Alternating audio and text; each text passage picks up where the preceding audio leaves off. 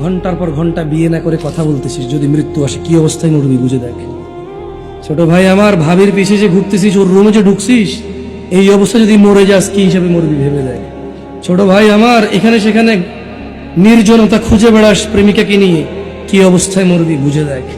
বোন আমার, হাজবেন্ড ডিউটিতে গিয়েছে অথবা বিদেশে আছে, তুমি অন্য পুরুষের সাথে সময় কাটাতে তোমার ভালো লাগে, বুঝে দেখো যদি মালাকুল মাউত মৃত্যুর ফেরেশতা আসে, তোমার ওই ফজর পড়া, ওই জোহর পড়া, ওই তোমার হজ করা, ওই তোমার সদকা করা, ওই তোমার দাড়ি রাখা, ওই তোমার টাকনুর উপরে প্যান্ট পরা, ওই তোমার কোরআন মুখস্থ করা, ও তোমার কোরআন তেলাওয়াত করা, ও তোমার এরকম ওয়াজের খরচ চালানো, সাদাকা করা, ইয়েতিম খাওয়ানো, ভালো কাজ করা, মা বাপের সেবা করা, বুঝে দেখো যদি তুমি জানা অবস্থায় মৃত্যুবরণ করো, মূলত তোমার ওই সময়টা ঈমানই থাকে না। কি থাকে না?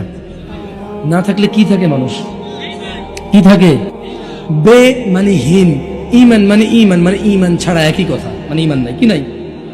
বুঝে দেখো, হিসাব খুব সহজ।